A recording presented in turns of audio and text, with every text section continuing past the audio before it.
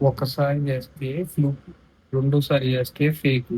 వచ్చిన ప్రతిసారి చేస్తే దాన్ని అనిల్ రావిపూడి అంటారు. ఈసారి కూడా అనిల్ రావిపూడి ఈసారి దొరకలేదు. దొరికేస్తారనుకున్నా నేను కూడా ఆల్మోస్ట్. కానీ దొరకలేదు.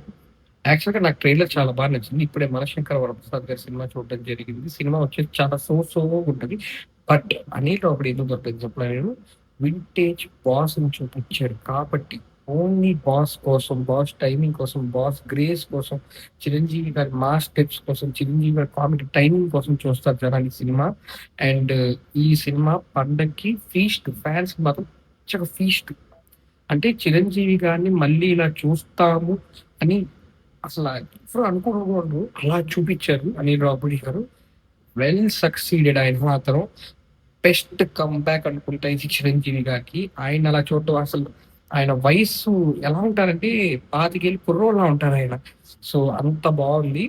అండ్ ఆ లుక్స్ గాని, ఆయన టైమింగ్స్ గాని బావుంది. స్టోరీ కూడా సో‌సో‌గా వెళ్తది. కానీ music is a very big advantage to the movie. Music చాలా బావుంటది. కొన్ని షాట్స్ ఉంటాయి. అవి అద్భుతంగుంటాయి. కామిక్ టైమింగ్ అక్కడక్కడ బానే ఉంది. అంటే ఇట్స్ ప్యూర్ అనిల్ రావిపూడి జోన్‌లోనే ఉంటది సినిమా. ఆ జోన్ దాటి అసలు బయటికైతే రాదు ఆ సినిమా. అండ్ ఏంటంటే చాలా సినిమాల్లో క్రింజ్ అనిపిస్తది. అనిల్ రావిపూడి గారి కామెడీ క్రింజ్ అనిపిస్తది. కానీ ఈ సినిమాలో అలా లేదు. బట్ ఏంటంటే కొంచెం ఏంటంటే కామెడీ మీద ఫోకస్ తగ్గించారు ఈసారి. స్టోరీ మీద పెంచుదామని చూసారు. But story is very predictable. And cinema వచ్చేసి బావుంది. 'బాస్' కోసం ఖచ్చితంగా చూడొచ్చు. మ్యూజిక్ బావుంది. అండ్ సెకండ్ హాఫ్ ఏదైతే డ్రాప్ ఉంటదో, ఆ డ్రాప్‌ని పిక్ చేయడానికి వెంకటేష్ గారిని పెట్టారు. అండ్ వెంకటేష్ గారు వచ్చాక ఎంజాయ్ చేసే ఆడియన్స్ చాలా మందుంటారు. సో, ఇమ్మెన్స్ సీన్స్ పెట్టారు వాళ్ళిద్దరివి. చాలా బావుంటాయి. 'బాస్‌ని' అండ్ వెంకటేష్ గారిని ఇద్దరిని అలా చూడటం స్క్రీన్ మీద ఇట్స్ ఐ ఫీస్ట్ చాలా బావుంటది. కొన్ని సీన్స్ నేను రివీల్ చేయను గానీ కొన్ని సీన్స్ ఉంటాయి.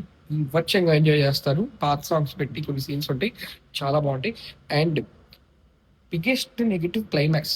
ఔట్ ఆఫ్ నోవేర్ క్లైమాక్స్ వచ్చేస్తది. అది వెరీ ఏమో అదోలా అనిపిస్తది. సినిమా నుంచి బయటికి రావడం నేనంత అంత సాటిస్ఫై అవ్వలేదు నేను సినిమా నుంచి బయటకొచ్చినప్పుడు. ఎందుకంటే ఆ క్లైమాక్స్ సడెన్‌గా వచ్చేసింది. అయిపోద్ది. సినిమా అయిపోద్ది.